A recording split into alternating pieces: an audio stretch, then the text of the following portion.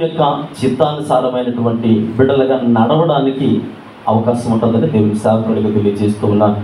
వాక్యానికి వెలుపుట ఉండి మనం ఎంత భక్తి చేసినా ఆ భక్తి నిరుపయోగమైనది. వాక్యానికి వెలుపుటుండి మనం ఎంత భక్తి చేసినా అది ఉపయోగము లేనటువంటి భక్తే. కనుక వాక్యము అనేటువంటి సరౌండింగ్లోనే ఉంటూ, అంటే దేవునికి అనుకూలమైనటువంటి రీతిలో ఉంటూ, మీరు గమనించండి, దేవుని యొక్క చిత్త ప్రకారముగా కొనసాగినంత కాలము బైబిల్ గ్రంథములో ఏ దైవజనుడైనా, ఏ జనాంగమైనా, ఏ ప్రజలైనా, ఏ వంశములైనా ఎంత సురక్షితంగా ఉన్నారు అనంటే, ఉదాహరణ నేను మీకు తెలియజేస్తాను. ఇజ్రాయేల్ ప్రజల గురించి మాట్లాడుతూ ఎంత చక్కగా ఇజ్రాయేల్ ప్రజలు నడిపించారంటే దేవుడు, వారు దేవుని సరౌండింగ్లో, దేవుని హస్తగతములో ఉన్నంత కాలము కూడా, చిత్త ప్రకారంగా నడిచినంత కాలము కూడా ఎలా నడిపించాడట? చాలా సురక్షితంగా. మీకు తెలుసు, పగలు ఈ ఎండ దెబ్బకైనను, రాత్రి వెన్నెల దెబ్బకైనను. అంటే వారు ఎవరు హస్తగతంలో ఉన్నారు? అప్పుడు దేవుని సరిహద్దుల్లో ఉన్నారు కనుక ఏ విధమైనటువంటి ప్రయాస, కష్టం లేకుండా వెళ్ళిపోయింది. ఎప్పుడైతే దేవుని దృష్టిలో నుంచి బయటకు వచ్చేసారో వారి జీవితము దినదినము కూడా అలా దినాల సంఖ్య పెరిగిపోతూ ఉంది. వారి ఈనాడు దేవుని వాక్యాన్ని వినడానికి వచ్చినటువంటి లేదా మీ అందరితో కూడా దేవుని సేవకుడిగా తెలియజేస్తూ ఉన్నాను. మనము ఈ మధ్యకాలంలో నేను జ్ఞాపకం చేసినట్టు గుర్తు, జీవన ప్రయాణము అనేటువంటి ఒక ప్రయాణంలో ఉన్నాం, భక్తి ప్రయాణంలో ఉన్నాం. అంటే మనము పుట్టినది మొదలుకొని మరణించే వరకు ఏ ప్రయాణంలో ఉన్నాము? మనం ప్రయాణం చేస్తూ ఉన్నాం. ఒక టెంపరీ ప్లేస్, పర్మనెంట్ స్థలం అయితే కాదు. కనుక ఈనాడు మనం నేర్చుకోవాల్సినటువంటి కొన్ని విషయాలు దేవుని బిడ్డల 24వ కీర్తన భాగము 5వ చరణం నుండి చదువుకుందాం. నీ వలన బలము నుండి మనుష్యులు ధన్యులు, యాత్ర చేయు మార్గములో వారికి అతి ప్రియములు. వారు బాకాలు లోయలో పడి వెళ్ళుచు దానిని జలమయముగా చేయుదురు. తొలకరి వాన దానిని దీవెనలతో కప్పును. వారు నానాటికి బలాభివృద్ధి నొందుచు ప్రయాణము చేయుదురు. వారిలో ప్రతివాడును సియోనులో దేవుని సన్నిధిని ప్రయాణము చేయించు ఉన్నాము. మనలో ప్రతి వారిని ఎక్కడ కనబడాలట? సియోనులో, అనగా దేవుని స్థలమందు ఒక రోజు ఖచ్చితంగా అవి లేదండి, నాకు ప్రత్యేకించి వేరే స్థలం ఉంది అన్నవారు ఎవరైనా ఉన్నారా? నన్ను సృష్టించిన వారు వేరు, నన్ను కలుగు చేసిన వారు వేరు, నాకు ప్రత్యేకించబడినటువంటి స్థలము వేరు. అంటే నీవు ఖచ్చితంగా దేవుని సముఖంలోనికి వెళ్ళిన తర్వాత నీవు ఎక్కడికి వెళ్ళాలో దేవుడే డిసైడ్ చేస్తాడు. అంతే తప్ప నీ స్వతహాగా ఏ నిర్ణయం తీసుకోవడానికి నీ చేతుల్లో అధికారం అనేది లేదు. ఈ ప్రయాణంలో అందుకనే చాలామంది మీరు చూడండి, ఈ ప్రయాణం ఈరోజు చేసి ఆగిపోయేది కాదు. ఫర్ ఎగ్జాంపుల్, ఈరోజు హైదరాబాద్ ప్రయాణం వెళ్ళాం అనుకోండి. ఈరోజు సాయంత్రం ట్రైన్కి ఎక్కి రాత్రి అంతా జర్నీ చేసి అక్కడ దిగిన తర్వాత ఏం చేస్తారు చాలామంది, లేదా హైదరాబాద్ నుంచి వచ్చిన వారు రాత్రి అంతా ప్రయాణం చేసి అక్కడ దిగిన తర్వాత మొట్టమొదటిగా వాళ్ళతో మీరు చెప్పే మాట ఏంటో తెలుసా? జర్నీ చేసి వచ్చావు కదా, బాగా ఏం చేస్తావు, జర్నీ చేసి వచ్చావు కనుక అలసిపోయి ఉంటావు, నువ్వేం చేయాలి? విశ్రాంతి తీసుకో. అలసిపోయావు కనుక విశ్రాంతి తీసుకో. అంటే ఇప్పుడు ప్రయాణం చేసిన వ్యక్తి వచ్చి ఏం చేస్తున్నాడు? టైర్ అయిపోతున్నాడు, అలసిపోతున్నాడు కనుక రెస్ట్ తీసుకో, విశ్రాంతి తీసుకో అని మాట్లాడుతూ ఉంటాం. అయితే ఒకరోజు 2 రోజులు చేసిన ప్రయాణంలోకి అలసిపోతే జీవన ప్రయాణంలో ఒక క్రైస్తవ విశ్వాసి అలసిపోకూడదు, సమస్యలు పోకూడదు. భక్తి జీవితంలో అలసిపోతే ఆ ప్రయాణం అంతటితో ముగిసిపోతుంది. బైబిల్ గ్రంథంలో చాలా మంది వారి జీవితాల్లో అలా అలసిపోయారు కనుకనే, వాళ్ళ ప్రయాణంలో ఆపేసుకున్నారు కనుకనే భక్తి జీవితంలో ముందుకు వెళ్ళలేకపోయారు. మన భక్తి జీవితాలు ఎలా ఉన్నాయి? మన ప్రయాణాలు ఎలా ఉన్నాయి? సేవకులుగా ప్రయాణాల విషయంలో మేము అనుకుంటాం కొన్ని సందర్భాల్లో చాలా ఇష్టపడుతూ ఉంటాం. ఎందుకంటే ఈ రోజు నుంచి ఇంకో దగ్గరికి వాక్యం చెప్పాలి, అక్కడ వాక్యం చెప్పేసి మళ్ళీ అక్కడ నుంచి ఇంకో దగ్గరికి వాక్యం చెప్పాలంటే అంటే అలసట లేనటువంటి ప్రయాణాలు చేయడానికి ఇష్టపడుతాం. ఎందుకని? అది దేవుని పనిలో అలసట అనేది ఉండకూడదు. ఓకే, ఆరోగ్యం, కొద్దిపాటి బలహీనతలు మానవ నైజం కలిగిన వ్యక్తులుగా ఆ చిన్న చిన్న బలహీనతలు కామను. కానీ దేవుని భక్తి విషయంలో, ఆ ప్రయాణంలో, జీవన ప్రయాణం విషయంలో ఏ విధమైనటువంటి పురుష కామాలు పెట్టకూడదు. ఎందుకు పెట్టకూడదు అంటే ఈయనంటూ ఉన్నారు చూడండి, ఇక్కడ 7వ చరణంలో చూడండి, వారి నానాటికి బలాభివృద్ధి నొందుచు ప్రయాణం చేయుదురు. వారిలో ప్రతి వాడును ఆ స్థలమందు కనబడాలి కనుక మీ ప్రయాణములు ఆపకూడదు. కొన్నిసార్లు సిగ్నల్స్ క్లియరెన్స్ ఉండదు. సిగ్నల్స్ క్లియరెన్స్ లేనప్పుడు ఏం చేస్తాడు, ట్రైన్ ఏం చేస్తాడు, క్రాసింగ్లో పెడతాడు ఒక దగ్గర. అది ఎందుకు ఉంచుతాడు, సిగ్నల్స్ క్లియర్గా లేవు అంటే ఎదురు నుంచి ముందుగా వచ్చే వెహికల్ కూడా దానికి కూడా క్లియరెన్స్ ఇవ్వాలి. ఈ ప్రయాణంలో ఉన్నప్పుడు మనం ఏమనుకుంటామంటే నేను సమయానికి వెళ్ళాలి, నేను అనుకున్న సమయము దాటిపోతూ ఉంది. అంటే మీకు అర్థమయ్యే భాషలో చెప్పాలంటే ప్రయాణం అనేది ఒక పోరాటం లాంటిది. మనం ఏమనుకుంటాం, మనం దిగి వెళ్ళిపోయేవాళ్ళమి ఈ 200 మీటర్లు అరగంటలో, కానీ దిగి వెళ్ళడానికి ఏ టైంలో కదిలిపోద్దో అనేటువంటి అనుమానంతో ఆగిపోతాం. అలా ఉండిపోతే ఈ ప్రయాణం ఏమవుతుందంటే ఆలస్యం అవుతూ ఉంటుంది.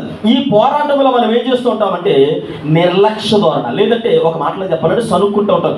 ఇదేంటి ఎలా ఆపేశాడు, ఇంకా తీయలేదేంటి, ఇంకా వెళ్ళలేదేంటి, అరే ఏమైంది అసలు అని సీట్లో అటు తిరిగి ఇటు తిరిగి అటు అంటే వీళ్ళు అడుగుతూనే ఉంటాం. అంటే మన నోటికి ఏం చెబుతూ ఉంటాం, పని చెబుతూ ఉంటాం, మన మనసుకి పని చెబుతూ ఉంటాం. అంటే ఏం చేయాలో అర్థం కాక నీ ప్రయాణంలో ఎప్పుడైతే విసుగొచ్చిందో, ఎప్పుడైతే ఆలస్యం అవుతూ ఉందో, ఎప్పుడైతే ఆటంకాలు వస్తూ ఉన్నాయో, ఈ జీవన ప్రయాణంలో మనం భక్తి జీవితంలో సనగడం మొదలు పెడుతూ ఉంటాం.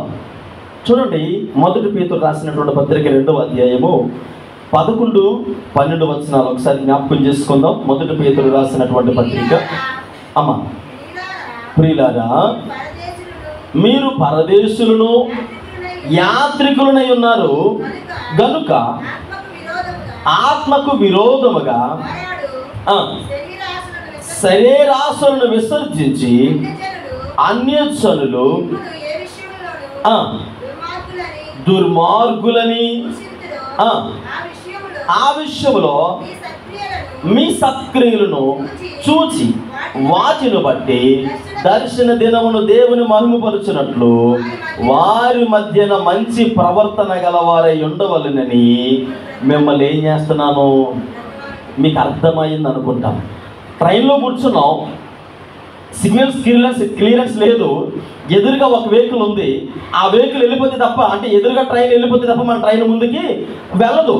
అంటే ఇప్పుడు మనం ట్రైన్లో కూర్చున్న తర్వాత ఏం చేస్తామంటే ప్రయాణంలో ఉన్నాం, భక్తి ప్రయాణంలో ఉన్నాం అనుకుందాం. ఒక విశ్వాసిగా భక్తి ప్రయాణంలో ఉన్నప్పుడు దేవుడు నీకు ఇవ్వాల్సినటువంటి ఆశీర్వాదమే కావచ్చు, నీకు రావాల్సినటువంటి ఏదో దేవుని సన్నిధిలో ఎదురు చూస్తూ ఉన్నావు. భక్తి ప్రయాణంలో ఉంటూ ఎదురు చూస్తూ ఉండగా ఆలస్యం అవుతూ ఉంటే, ఏం దేవుడండి ఇన్ని సంవత్సరాల నుంచి ప్రార్థన చేస్తున్నాను, ఏం దేవుడండి ఇన్ని సంవత్సరాల నుంచి మందిరానికి వెళుతూ ఉన్నాను, ఏం దేవుడండి అంటే ఇప్పుడు మనం అనే ప్రతి మాట, మనం సనిగే ప్రతి సనుగుడు మన చుట్టూ ఉన్నవారు ఏం చేస్తూ ఉన్నారు, ఎవరు వింటూ ఉన్నారట, అన్య జనాంగము వింటూ ఉన్నారు.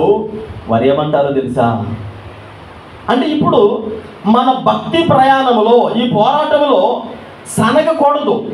ఎప్పుడైతే సనుగుతూ ఉన్నామో ఆ రోజు మన జీవితంలో జీవన ప్రయాణములో ఆధ్యాత్మిక ప్రయాణములో పోరాటములో ఉన్నాము కనుక ఆ ఖండము 25వ అధ్యాయము 22, 23 వచనాలు చదివితే దైవజనుడైన మోషే గారు తెలియజేస్తూ ఉన్నారు. చూడండి, గర్భములో శిశువులు ఒకరితో ఒకడు పెనుగులాడి ఆమె నేను బ్రతుకుట ఎందుకని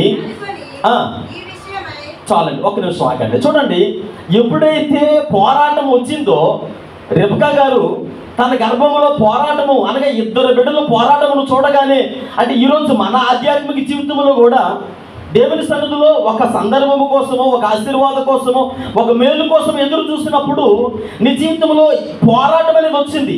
అదే పోరాటం అనేది వ్యక్తిగతంగా మీకే వదిలేస్తూ ఉన్నాను. అదే పోరాటం అనేది కొన్ని సందర్భాలలో నేను ఎన్ని రోజులు ప్రార్థన చేస్తూ ఉన్నాను కదా, నాకే ఎందుకు శ్రమలు, నాకే ఎందుకు వేదన, నాకే ఎందుకు అవమానములు అని ఎప్పుడైతే ఎదురు పోరాటం వచ్చిందో అప్పుడు ఏం చేస్తాం తెలుసా, మన నోటికి పని చెప్పగానే మన పోరాటము ఏం చేయాలో తెలుసా. రెబెకా గారు ఏం చేశారు, తన నోటికి పని చెప్పారు, అయ్యా ఇలా అయితే నేను బ్రతుకుట ఎందుకని, అసలు ఇలా అయితే నేను ఎందుకు బ్రతకాలి, నీ దగ్గరకు వస్తే ఏ పోరాటం ఉండదన్నారు, నీ దగ్గరకు వస్తే మేలులకు కొదువు లేదన్నారు, నీ దగ్గరకు వస్తే ఆశీర్వాదాలకు కొరత లేదన్నారు. అలాంటప్పుడు ఇన్ని పోరాటాలు ఎదుర్కొంటే నేను ఎందుకు బ్రతకడం, అమ్మ చదవండి, అనుకొని ఈ విషయమై అడుగు వెళ్ళను. ఎట్లా నేను 2 జనములు నీ గర్భములో ఉండెను, 2 జనపదములు నీ కడుపులో ఉండెను. ఒక జనపదము కన్నా జాగ్రత్తగా అర్థం చేసుకుంటూ ప్రయత్నించండి. ఒక జనపదము కంటే మరొక జనపదము బలిష్టమై ఉండెను. మీకు చూడండి, జాగ్రత్తగా అర్థం చేసుకోండి. జిమ్కి వెళ్తారు కదా, ఎక్సర్సైజ్ బాడీ అంటారు కదా. ఇప్పుడు జిమ్కి వెళ్ళిన వాడు రోజు సంధానమే తింటున్నాడు అనుకోండి, 2 పూటలు జిమ్కి వెళ్తున్నాడు, కానీ ఇతను ఏం తింటున్నాడు. కానీ జిమ్కి వెళ్తే ఆ పక్కన ఇంకొక వ్యక్తి ఏమో రోజు చక్కగా గుడ్లని, బూస్ట్ అని, జ్యూసులని, అంటే ఇవన్నీ తింటూ తనతో పాటు ఇంకో వ్యక్తి జిమ్కి వెళ్తున్నాడు. వాళ్ళిద్దరికీ పోరాటం పెట్టాం అనుకోండి, ఎవరు గెలుస్తారు? రోజు గెంజిదాగులోడు గెలుస్తాడా? కోడిగుడ్లు, మాంసము ఇవన్నీ తినోడు గెలుస్తాడా? రోజు బలమైన ఆహారం తినేవాడు. మీరు గమనించండి, ఒక జనము కంటే ఇంకొక జనము బలముగా ఉండును, ఒక జనము కంటే ఇంకొక జనం బలముగా ఉండునంటే 2 జనములు ఉన్నాయి. ఎవరి గర్భములో? రెబెక్కమ్మ గారి గర్భములో 2 జనాంగములు ఉన్నాయి. అయితే మీరు గమనించండి, ఒకటి శరీరము, 2 ఆత్మ. మొదటి పేతురు రాసిన పత్రికలు మనం చదువుకున్నాం కదండి. అక్కడ ఏమంటున్నారంటే పేతురు గారు అంటారు, 2 రకాలైనటువంటి, ఒకటి శరీరము, 2వది ఆత్మ. ఇప్పుడు శరీర బలం పెరిగిపోయింది అనుకోండి, శరీర బలం పెరిగిపోతే ఆత్మను ఏం చేస్తుంది? అనుసారమైనటువంటి ప్రతి దాంట్లో మొట్టమొదటి సీట్లో ఎవరుంటారు? మనమే ఉంటాం. ఇప్పుడు వీళ్ళు అనుసారమైన వ్యక్తి చక్కగా బలాభివృద్ధి పొందుతూ ఉన్నాడు. ఎందుకు బలాభివృద్ధి పొందుతూ ఉన్నాడు? అనుసారమైన ప్రతి ఆచార సాంప్రదాయాలలో అయ్యగానే ముందు ఉంటారు. కానీ దేవుని విషయానికి వచ్చేటప్పటికి ఉపవాస ప్రార్థనలో ఉండరు, ఆదివారం ఆరాధన క్రమంలో ఉండరు, వారాంతపు కార్యక్రమాల్లో ఉండరు. అంటే ఆత్మబలం ఏమైపోతూ ఉంది? ఏమైపోతుందండి? రెబెక్కమ్మ గారితో దేవుడు ఏం చెప్పాడు? వెళ్ళిపోయింది, అయ్యా ఎలాగైతే నేను చచ్చిపోతాను. ఎందుకు అనగానే, అమ్మ నువ్వు కంగారు పడకు, నీ జనాంగములు, నీ కడుపులో ఉన్నటువంటి 2 జనాంగాలు ఉన్నాయి కదా, అందులో ఒకడు ఇంకొకడికి దాసుడు. ఎవరికెవరు దాసుడు? పెద్దవాడికి చిన్నవాడు దాసుడా? చిన్నవాడికి పెద్దవాడు దాసుడా? మీరు జాగ్రత్తగా గమనించండి. 2 అంటే ఒకడు బలిష్ఠుడిగా ఉన్నాడు, ఒకడు బలహీనుడిగా ఉన్నాడు. బలహీనుడిగా తయారు చేసుకున్నటువంటి అవకాశం మన చేతుల్లోనే ఉంటాడు దేవుడు. ఈరోజు ఇప్పుడు ఏ బలం పొందుకుంటున్నాడు? శరీరక బలం పొందుకుంటున్నాడు. ఆత్మబలం ఏమైపోతుంది? దేవుని మందిరంలో ఏ రోజు కనపడతాడు. చూడండి, మొదటి పేతురు రాసిన పత్రిక 2వ అధ్యాయం 11-12 వచనాలు మరలా చదవండి. ప్రియులారా, మీరు పరదేశులను యాత్రికులై ఉన్నారు కనుక ఆత్మకు విరోధముగా పోరాడు శరీరాశలను విసర్జించి అన్యజనులు. చాలండి. శరీరం అన్నాడా? శరీరాశలు అన్నారా? శరీరాశలు. శరీరాన్ని విసర్జించమనుకోండి, మొన్న పోయిన వారం చెప్పినట్టుగా పరదేశులము ప్రియులారా మన పొరమీదగా దిప్పుడు, అదనమాట. శరీరాన్ని విసర్జించకూడదు, శరీరాశలను విసర్జించాలి. శరీరాశలను ఎప్పుడైతే విసర్జిస్తావో నీ ఆత్మబలం అభివృద్ధి చెందుతుంది. ఆత్మబలం అభివృద్ధి చెందగానే శరీరాశలు అణిచివేయబడతాయి. ఆత్మబలం తక్కువగా ఉండాలి, శరీర బలం ఎక్కువగా ఉండాలి అని చాలా మంది నాటి కాలంలో కోరుకుంటూ ఉన్నారు. అంటే పోరాటముని ప్రయాణంలో పోరాటముతో ఉన్నాము కనుక ఈ పోరాటంలో ఎలా ఉండాలో చూడండి. పౌలు గారు ఒక మాట చెబుతూ ఉన్నారు.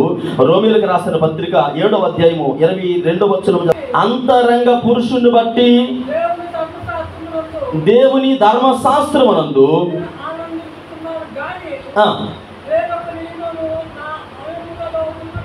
వేరొక నియమము నా అవయవములో ఉన్నట్టు నాకు కనబడుచున్నది.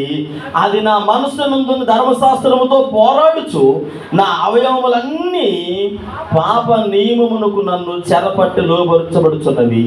అయ్యో, నేను ఎంత దౌర్భాగ్యుడును! ఇట్టి మరణమునకు లోనగు శరీరము నుండి నన్నెవ్వరు విడిపిస్తారు? ఉన్నారు ఎవరైనా విడిపించడానికి?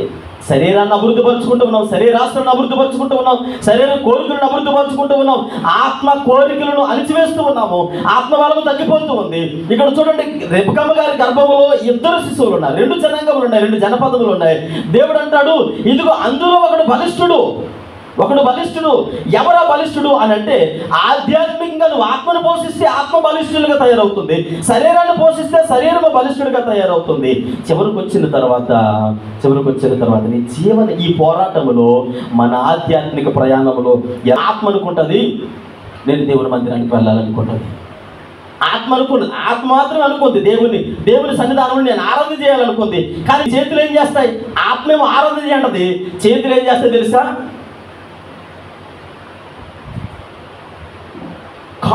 కాముగా ఉండవు. ఈ చేతులు ఎవరికి సహకరించడం లేదు? ఆత్మకి సహకరించడం లేదు. అంటే పోరాటంలో ఉన్నావు. నీ శరీరము ఇంటికి వెళ్ళిన తర్వాత కాసేపు మోకరించి ప్రార్థన చేద్దాం అని అనుకుంటుంది ఆత్మ. కానీ శరీరం ఏం చేద్దాం తెలుసా? ఇప్పుడు దాకా విన్నాం కదా, ఒకవేళ ఆ నిద్ర శాశ్వత నిద్ర అయితే పరిస్థితి ఏంటి? ఎప్పుడైనా ఆలోచన చేశారా? ఈ ఆధ్యాత్మిక పోరాటంలో ఉన్నప్పుడు ఆత్మకు బలం వచ్చేలాగా, ఆత్మను బలాభివృద్ధి చేసుకునేలాగా ప్రతి విశ్వాసి ముందుకు నడవాలి తప్ప శరీరాన్ని బలాభివృద్ధి చేసుకోకూడదు. శరీర కోరికలను బట్టి శరీరమును మరి అభివృద్ధి పరుచుకోవాలని మనం ముందుకు వెళితే కృషించిపోతాడు. అంతరంగ పురుషుడు అనగా ఆధ్యాత్మిక నీలో ఉన్న ఆత్మ కృషించిపోతూ ఉంది. ఆత్మను అణిచివేస్తూ ఉన్నావు, బలము తగ్గిపోతూ ఉంది. నీకు ఆధ్యాత్మిక అంటే శరీర కోరికలు పెరిగిపోతూ ఉన్నాయి. శరీరము బలము పెరిగిపోయినప్పుడు నువ్వు రోజు రోజుకి ఫస్ట్ లైన్లో కూర్చుంటావు. ఇవాళ 2వ లైను, 3వ లైను, 4వ లైను, ఆ చివరి లైను, ఆ తర్వాత బయట, ఆ తర్వాత కింద సెల్లార్ కింద, ఆ తర్వాత గేటు బయట, ఆ తర్వాత రోడ్డు మీద, ఇంకా ఆ తర్వాత చూస్తే ఎక్కడో మార్కెట్లో కనపడతాడు. ఏమండి మీరు చర్చికి వెళ్ళాలి కదా? మానేశారంటే చర్చి. ఒకవేళ అలాంటి దృక్పథముతో దేవుని సన్నిధిలోకి ఎవరైనా ఉంటే దేవుని సేవకుడిగా హెచ్చరిక పూర్తిగా తెలియజేస్తూ ఉన్నాను. తెలిసి చేస్తే అది తప్పే. వాక్యాన్ని బోధిస్తూ ఉన్నాడు అంటే సిలువ మీద దొంగట్టు చివరి క్షణంలో ఒప్పుకున్నాడు కనుక అది ఒప్పే. నేనంటాను ఒప్పు కాదు, తప్పు కాదు. రుబ్బు రోడ్లో పెట్టి చక్కగా పప్పులో రుబ్బేస్తాడు ఒకరోజు. నిత్య నరకాగ్నిలో అలా కూర్చొని అయ్యా అబ్బా తండ్రి అని గుండెలు బాదుకున్నా నిన్ను క్షమించే నాదుడు ఎవరు ఉండరు. పౌలంతటి గొప్పవాడు ఏమని ప్రార్థన చేస్తున్నాడు తెలుసా? అయ్యో నేనెంతటి దౌర్భాగ్యుడినయ్యా, నన్ను ఎవరు రక్షిస్తారు? అంటే 3 మిషనరీ ప్రయాణాలు చేశాడు. కొన్ని వేల ఆత్మలు రక్షించినటువంటి పౌలు గారు గుండెలు బాదుకుని ఏడుస్తూ ఉన్నాడు. ఆఫ్టర్ ఆల్ మనమెంతండి? పట్టుమని 10 వచనాలు కన్నడ వాక్యాలు చెప్పాలంటే, ఒక వాక్యం చెప్పిన తర్వాత ఒకవేళ పొరపాటు ఒక లైన్ చదివిన తర్వాత ఏం చేస్తుంది తెలుసు? మళ్ళీ అని వెతుక్కుంటాం. 3 మిషనరీ ప్రయాణాలు, 14 పత్రికలు రాసినటువంటి గొప్ప పౌలు గారు అంటాడు, నేను ఎంత దౌర్భాగ్యుడును. మనం పరిశుద్ధులమా, నీతిమంతులమా? ఈ జీవన ప్రయాణంలో మన పోరాటం మనల్ని ఎక్కడ తీసుకొని వెళుతూ ఉంది? అర్థమేమైనా ఉందా? ఆలోచన చేస్తూ ఉన్నారు. అసలు ఏ పోరాటమో ఏంటి? అసలు ఈ పోరాటం ఏంటి? దేనికోసం పోరాడుతూ ఉన్నావు? దేనికోసం పెనుగులాడుతూ ఉన్నావు? దేనికోసం ప్రయాసపడుతూ ఉన్నావు? అప్పుడు ఆధ్యాత్మిక పోరాటంలో ఉన్నాం, ప్రయాణంలో ఉన్నాం. చాలా పోరాటాలు ఉన్నాయి. ఇక్కడ చూడండి, ఆత్మ శరీరమునకును శరీర ఆత్మకును మరి ఇలా పెనుగులాడుతూ వెళ్ళిపోతే, పోరాటం చేసుకుని వెళ్ళిపోతే మనకే నష్టం. మన చేతుల్లో దేవుడు సమస్తమును పెట్టాడు. ఆలోచించుకోమని అడిగితే దేన్ని బలాభివృద్ధి చేసుకోవాలో నీ ఇష్టమే. సినిమాలకు వెళ్తావా? లోకానుసారమైన తిరుగుతావా? వ్యభిచారం చేస్తావా? దొంగతనం చేస్తావా? తాగుబోతులు తిరుగుతావా? అంటే నువ్వు శరీర కోరికలను పెంచుకుంటూ వెళ్ళిపోతే ఆత్మ క్షీణించిపోతూ ఉంది. అంతరంగ పురుషుడు నశించిపోతూ ఉన్నాడు, బాహ్య పురుషుడు చక్కగా అభివృద్ధి చెందుతూ ఉన్నాడు. ఒకనొక సమయం వచ్చిన తర్వాత బాహ్య పురుషుడు బాగానే ఉంటాడు. కండలు తిరిగినటువంటి యువరాజులాగా ఉంటావు, బయటికి బాగానే ఉంటావు, లోపలంతా కూడా డొల్లే. శరీరము ఐరన్తో తయారు చేయబడిందా? దేనితో తయారు చేయబడింది? మన చేతుల్లో దేవుడు నీ జీవితాన్ని పెట్టిన తర్వాత అంటాడు నీ ఇష్టమే అన్నారు. ఇప్పుడు నా చేతులు, ఇప్పుడు దేవుడు నన్ను శరీరమును మట్టితో తయారు చేశాడు కనుక, అంటే భూమి నుంచి తీశాడు కనుక, భూమికి ఒక శక్తి ఉంది. ఏ శక్తి ఉంది? గురుత్వ ఆకర్షణ శక్తి ఉంది. అది వెంటనే ఆకర్షించేస్తుంది.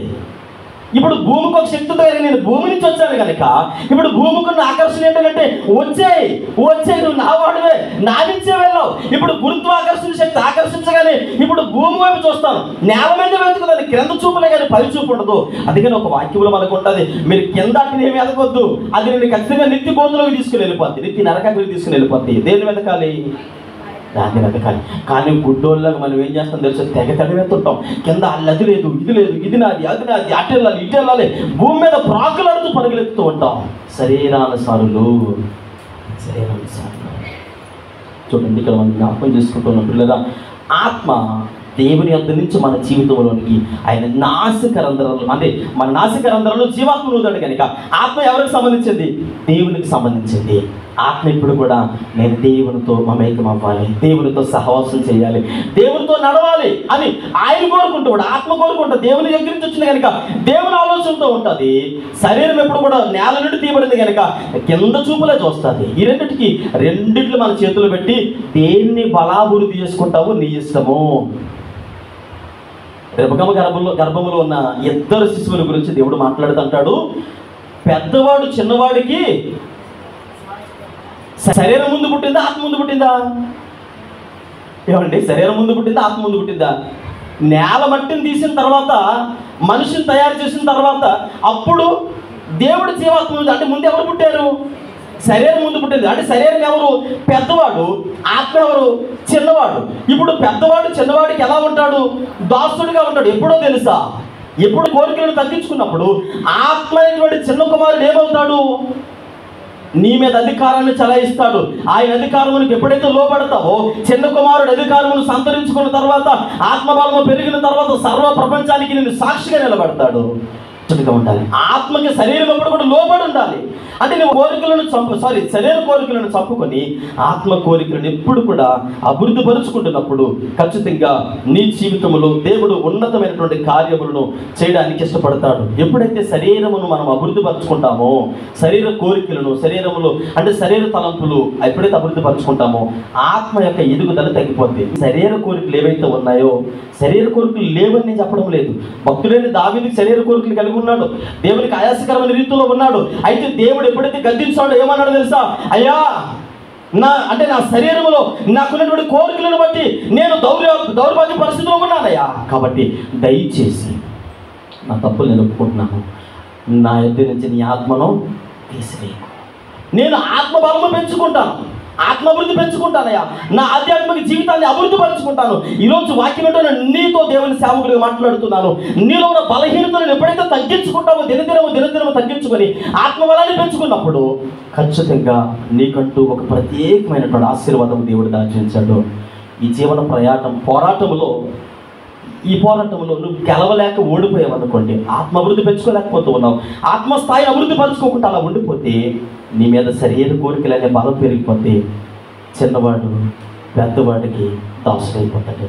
ఆత్మ శరీరానికి దాసుడిగా అయిపోద్ది. అప్పుడు నువ్వేమంటావో తెలుసా? లోకానుసారమైన వ్యక్తిగా వెళ్ళిపోతావు, అపవాదికి దాసుడు అయిపోతావు, నిత్య నరకాగ్నికి స్నేహితుడు అయిపోతావు. అంతే. ఆ తర్వాత ఆ నిత్య నరకంలో నుంచి ఎవరు తప్పించలేరు. దేవుని వాక్యం తెలియజేస్తుంది, నీ ఆత్మను అభివృద్ధి పరచుకో. ఖచ్చితంగా దేవుడిని విడిపించడానికి సిద్ధంగా ఉన్నాడు. ఈ ప్రయాణంలో పోరాటం అనేది ఉంది, పోరాటాలు ఉన్నాయి, చదువుకోకండి. రెండో మాట, 1 పేతురు రాసిన పత్రిక 1వ అధ్యాయం 17వ వచనం, మీరు పరదేశులై ఉన్నంత కాలము, మీరు జాగ్రత్తగా గమనించండి. మొదటిదేమో జీవన ప్రయాణంలో ఉన్నాము, ఆ ప్రయాణంలో పోరాటాలు రాకమానవు. పోరాటం వచ్చినప్పుడు ఆ బాబోయ్, ఈ పోరాటం నేను జయించలేను, ఈ శరీర కోరికలు నేను జయించలేను అని ఆగిపోతే ఆత్మ బలము తగ్గిపోతుంది కనుక నువ్వు అపవాదిగాడికి దాసుడు అయిపోతావు. జీవన ప్రయాణంలో రెండవది, ప్రతి విశ్వాసి ఏమి కలిగి ఉండాలి అని అంటే, పరదేశులై ఉన్నంతకాలము కూడా భయముతో గడపకుండా ట్రైన్ ఎక్కారు వెళ్దామని రిజర్వేషన్ చేయించుకున్నారు. చక్కగా మీ బెర్త్ మీకు కన్ఫర్మ్ అయిపోయింది. ఒక సూట్ కేసులో ₹1,00,00,000, ఇంకొక సూట్ కేసులో ₹1,00,00,000, ఒంటి నిండా 1 కేజీ బంగారం ఉంది. చక్కగా 2 సూట్ కేసులు కాళ్ళు కాడ ఒకటే పెట్టేసి హాయిగా మనస్ఫూర్తిగా నిద్రపోతారా? గొరక పెట్టుకుని నిద్రపోతారా? ఎందుకు నిద్రపోరు? ఎవరుంటారు? దొంగలు ఉంటారు కనుక 2 సూట్ కేసులు మాయమైపోతాయి, ఆ ఒంటి మీద కేజీ బంగారం కూడా. ఎందుకని? గొరక పెట్టుకొని పడుకోం. అక్కడ ఏముంది? చాలా విలువైనటువంటి ఆభరణాలు ఉన్నాయి, విలువైనటువంటి ధనముతో కనుక అక్కడ మనం ప్రయాణంలో ఉన్నాము కనుక చాలా భయముతో, చాలా జాగ్రత్తగా చూస్తాం. ఏయ్, ఇది నా సీటు, జరగట్టు అంటాం. ఎందుకని? అక్కడ ఏముంది? ఆ సూట్ కేసు ముట్టుకోకంటాం. అందులో ఏముంది? ₹1,00,00,000 అన్నాయి కనుక. ₹1,00,00,000 కంటే, కేజీ బంగారం కంటే నీ ఆత్మ విలువైంది కాదా? హల్లెలూయా. ఏమండి? ₹1,00,00,000 కంటే, కేజీ బంగారం కంటే నీ ఆత్మ విలువైనది కాదా?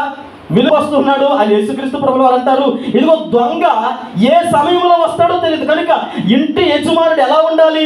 మెలకు కలిగి ఉండాలి. మెలకు కలిగి అక్కడ గొరక పెట్టుకొని ఈ దొంగ వచ్చి ఇల్లంతా చక్క పెట్టుకుని వెళ్ళిపోతాడు. నీ దగ్గర విలువైనటువంటి ఆత్మే ఆయనకి కావలసినటువంటి. జాగ్రత్తగా గమనించండి. నిర్లక్ష్యంతో భక్తి చేస్తున్నారా? పరదేశులం అండి, పర్మనెంట్ వారం కాదు. ఇక్కడ పర్మనెంట్గా మేము ఉండిపోతామండి, ఇది మా స్థానిక ప్లేస్ అండి. చాలా పర్మనెంట్ ప్లేస్ ఎక్కడ? స్టాండర్డ్ ప్లేస్ ఎక్కడ? ఎంత చదువుకున్నాం కదా, సియోనులో ప్రతి ఒక్కడు కనబడాలి అక్కడ దేవుని సన్నిధిలో. అంటే వచ్చిన తర్వాత టెంపరీగా వచ్చాం, ఏదో పని మీద వచ్చాం. పని మీద వచ్చిన తర్వాత పని ముగించుకొని మీకు అప్పగించిన పనిలో నమ్మకస్తులుగా ఉన్నావా? ఏమంటే తలాంతులు ఇచ్చిన తర్వాత ఆయన లెక్కడకుండా ఉండడు. అబ్బాయి నీకు ఇచ్చింది ఏం చేస్తావు? అభివృద్ధి చేస్తావా, కోయి తీసుకపోతావా? జాగ్రత్తగా ఆలోచించండి. నీ ప్రయాణంలో, ఈ ప్రయాణంలో భయం ఉండాలి, వణుకు ఉండాలి. భయభక్తులు లేకుండా నీకు దేవుడేమో నీకు జీవాత్మనిచ్చాడు, జీవించడానికి సమస్తమును కలిగి చేశాడు. అయ్యా నువ్వు వెళ్ళు, నేను అప్పగించిన పనులు నమ్మకస్తులుగా ఉండు, భక్తి జీవితంలో స్థిరత్వం కలిగి ఉండాలంటే వెచ్చలవిడు తనముగా భయం లేదు, భక్తి లేదు, భయంకరమైనటువంటి దుస్థితిలో జీవిస్తూ వెచ్చలవిడు జీవితాన్ని జీవిస్తూ వయసు పెరిగిపోతుంది, సంవత్సరాలు వెళ్ళిపోతూ ఉన్నాయి, కానీ భక్తి జీవితంలో మాత్రం అభివృద్ధి లేదు.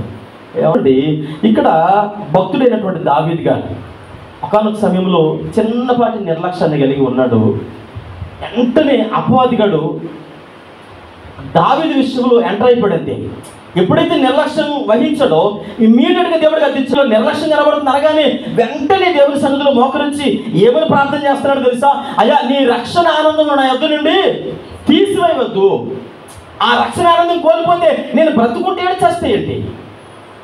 రక్షణ ఆనందం అంటే విలువ తెలియదు, దేవుని మందిరం అంటే విలువ తెలియదు, దేవుని సహవాసం అంటే విలువ తెలియదు. ఒకటే తెలుసు మనకి, క్రైస్తవులమి, విశ్వాసులమి. ఎవరన్నారు విశ్వాసులని? విశ్వాసులు అంటే అర్థం ఏంటి అసలు? క్రైస్తవులు అంటే అర్థం ఏంటి? క్రీస్తు యొక్క రక్తములో కడగబడినవాడు. రక్తములో కడగబడినవాడు మరలా మనులు మంటించుకుంటాడా? మరలా లోక పాపానుసారమైనటువంటి జీవితంలోకి వెళతాడా?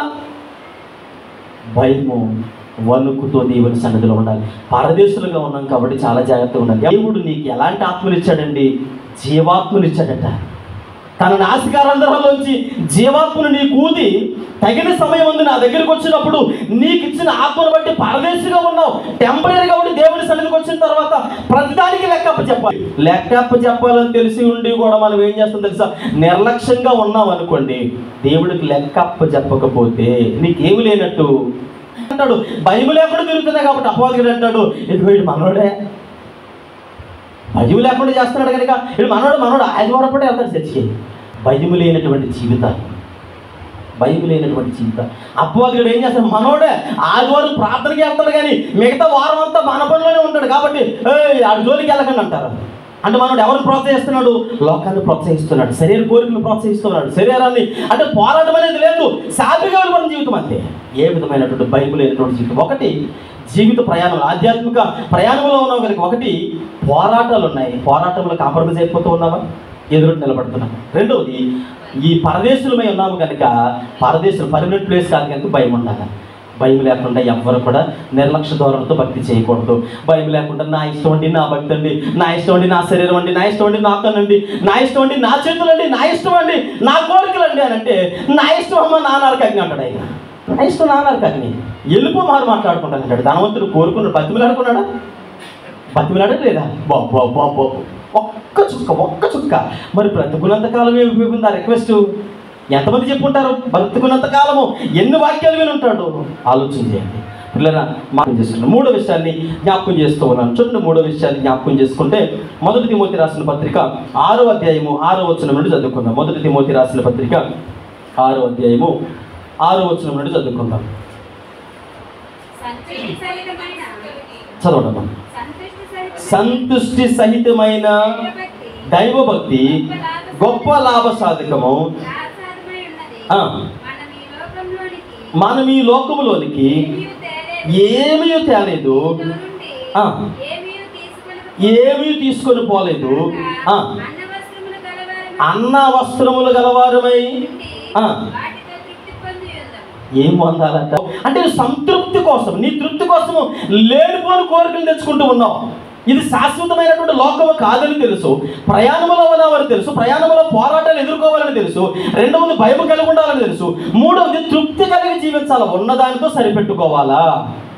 లేనిపోని కోరికలకి వెళ్ళి అనుకుంటానంటే ఇక్కడ మనది శాశ్వతమైనటువంటి లోకము కాదు. సంతృప్తి కలిగి జీవించాలి. అన్నపానము లేదు, అన్న వస్త్రములు ఉంటే చాలు. తినడానికి తిండి కొద్దు ఉందా, కట్టుకోవడానికి వస్త్రాలు కొద్దు ఉందా, వాటితో పాటు జీవితాన్ని కొనసాగిస్తూ దేవుడు పిలవగానే అయ్యా నువ్వు వెళ్ళిపోవలసినటువంటి పరదేశిగా ఉన్నటువంటి నీవు ఏం చేస్తున్నావో తెలుసా? చదువుతూ ఉంటే ఆయన అంటారు కదా, 6వ వచనం చదవండమ్మా. సంతుష్టి సహితమైన దైవభక్తి గొప్ప లాభ సాధకము, ఈ లోకంలోనికి ఏమీ తేలేదు. 99 ప్రార్థన అవసరం తీర్చాడు, ఒక్కటి ఉండిపోయింది నీకు కొదువు. కానీ అపవాదికి ఏమంటాడు తెలుసా? ఆ ఒక్కటే పోతంలో పెట్టి చూపిస్తాడు. ఇదిగో చూసావా దేవుడు అనగా దేవుడు ఏం తీర్చాడు? ఈ 99 కోరికలు నీ జీవితంలో 99 కార్యాలు చూపించిన వాడు ఆ ఒక్క కోరిక నేను చూపిస్తే మనమేమంటాం తెలుసా? నిజమే, దేవుడు నాకు ఏమీ చేయలేదు. ఈ 99 మర్చిపోతాం.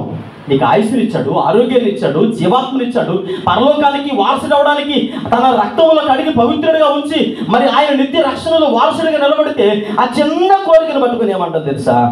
మనిషి ఎంత అసంతృప్తిగా ఉంటాడు అనడానికి నేను అలా ఆలోచిస్తూ ఉండగా నేను అనుకున్నాను, బైబిల్ చదువుతున్న వాక్యం ప్రిపేర్ అవుతూ పాపని పాస్టర్ గారు పాట పాడమ్మా, ఈ పాటను ప్రాక్టీస్ అవ్వని చెప్పేసి కొత్తగా రిలీజ్ అయిన పాట నేర్పిస్తూ ఉన్నారు.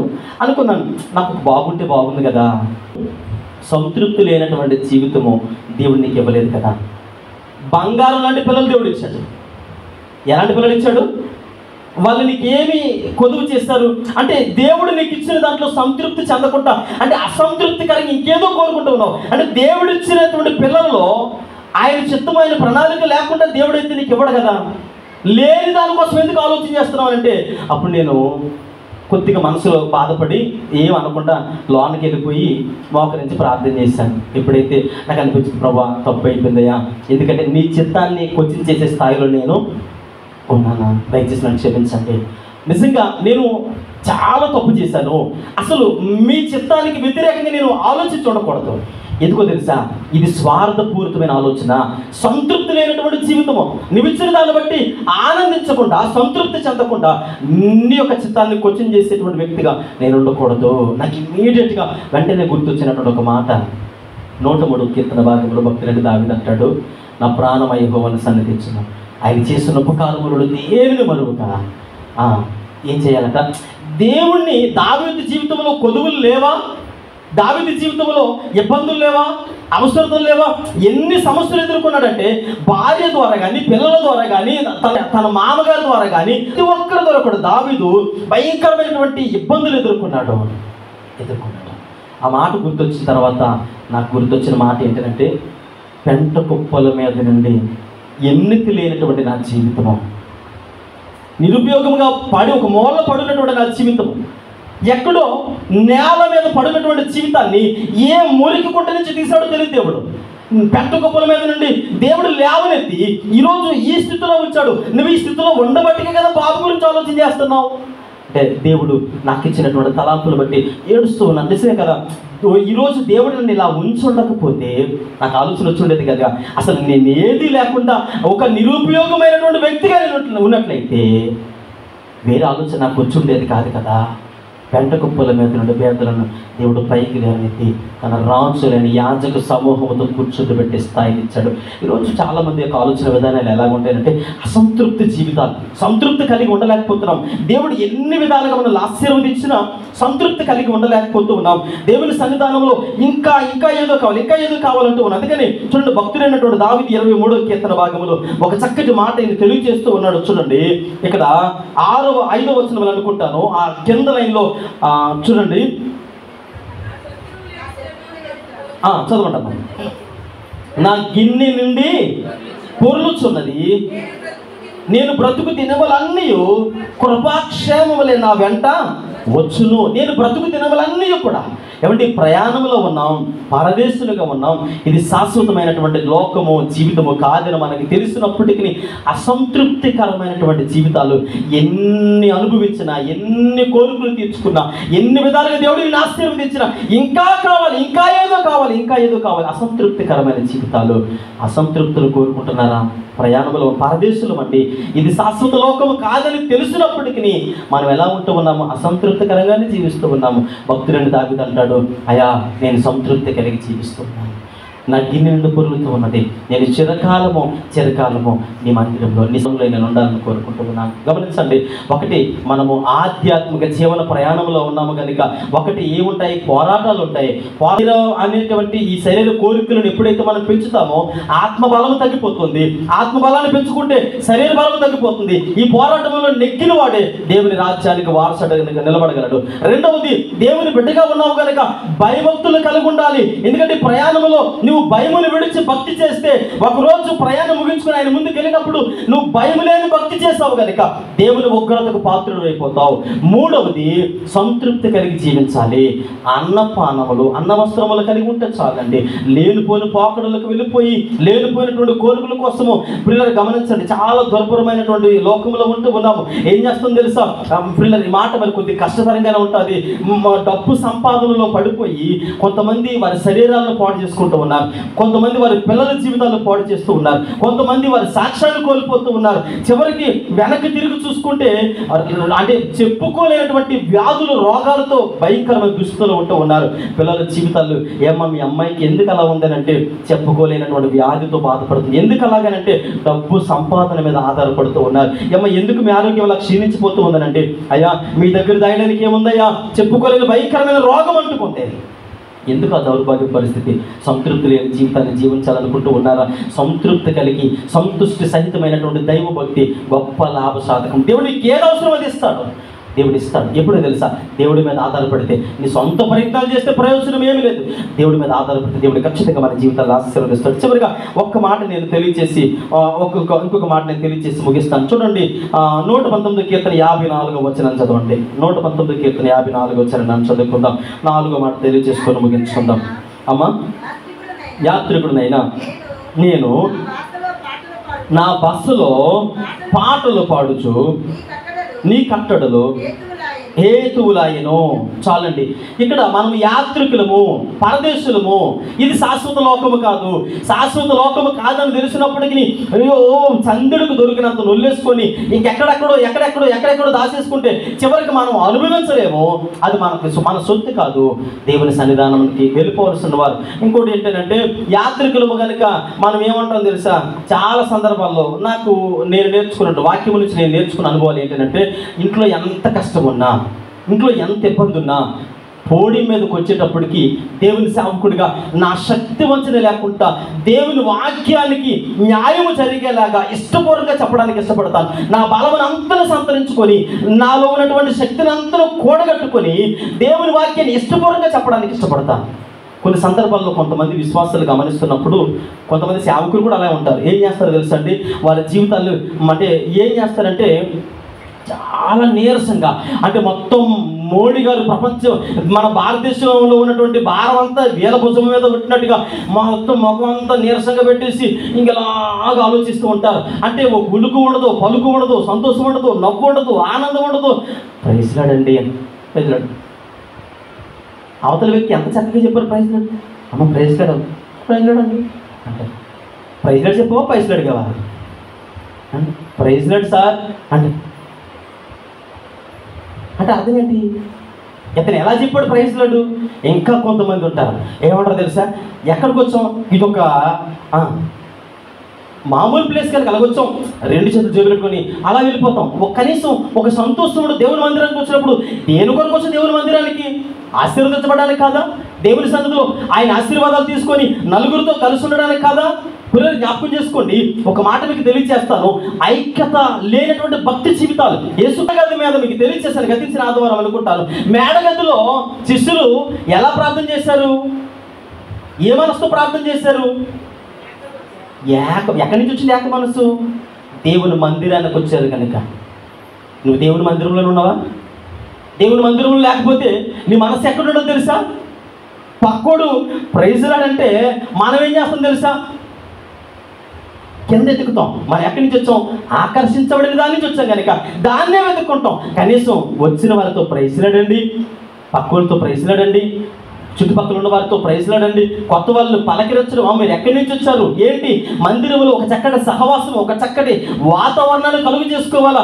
ఇంటి దగ్గరికి వెళ్ళి ఎప్పుడు ఇల్లే దేవుని మందిరానికి వచ్చినప్పుడు వాళ్ళ క్షేమ సమాచారం కనుక్కోవడం అనేది. యోసేపుని ఎందుకు కలిపి పంపించాడు తండ్రి? పట్టుకెళ్ళి క్యారెట్ ముఖాన్ని కూడా వచ్చామన్నాడా? ఏమన్నాడు? మీ అన్నలు ఎలా ఉన్నారో క్షేమ సమాచారం కావాలి. దావీదుని ఎందుకు పంపించాడు యెషయా?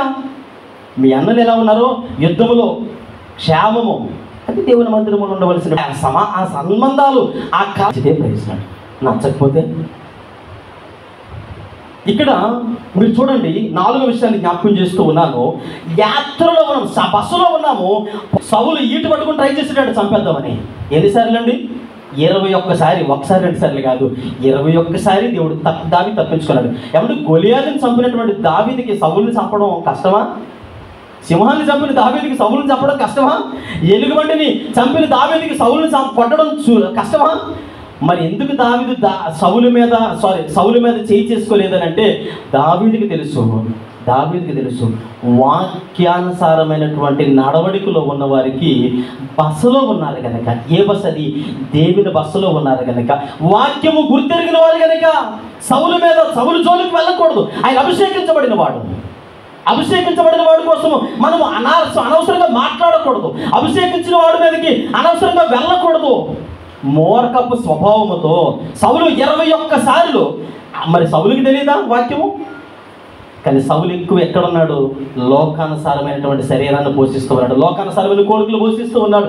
ఈరోజు నువ్వు ఏ విధమైన ఆలోచనతో ఉన్నావో ఖచ్చితంగా నేను నీకే వదిలేస్తూ ఉన్నాను. దేవుని బస్సులో ఉన్నాడు, సంతోషంతో పాటలు పాడుతున్నాడట. చుట్టూ ఇన్ని కష్టాలున్నా దావీదు ఏం చేస్తున్నాడు తెలుసా? పాటలు పాడుతూ ఉన్నాడు. ఆనందంతో, సంతోషంతో, చక్కగా ఉల్లాసంతో పాటలు పాడుతూ ఉన్నాడు. ఈ కీర్తనలో ఎక్కువ శాతం రాసినటువంటి కీర్తనలు దావీదు భక్తుడే. ఇన్ని కష్టాలున్నా నేను పరదేశిని, ఒకరోజు దేవుని దగ్గరికి వెళ్ళిపోవాలి. ఆలోచించండి. మనకు మాత్రమే కష్టాలు లేవు, మనకు మాత్రమే ఇబ్బందులు, మనకు మాత్రమే వ్యాధులు చాలా మంది కొన్ని. కానీ దావీదు భక్తుడు సంతోషంగా పాటలు పాడుకుంటూ దేవుని నామాన్ని కనపరిచాడు. ఒకటి, ఆధ్యాత్మిక జీవన ప్రయాణంలో ఉన్నాము కనుక మొట్టమొదటిది ఏంటండి? పోరాటము. రెండవది, భయం కలిగినటువంటి భక్తి చేయాలి. మూడవది, తృప్తి కలిగినటువంటి జీవితాన్ని కలిగి ఉండాలి. నాలుగవది, దేవుని సన్నిధిలో వాక్యమును గుర్తెరిగిన విశ్వాసిగా ఉండాలి. వాక్యమును గుర్తెరిగితే నీ జీవితంలో సంతోషమే ఉంటుంది, దుఃఖం ఉండదు. ఏ విధమైనటువంటి పరిస్థితులను ప్రార్థన చేసుకుందాం.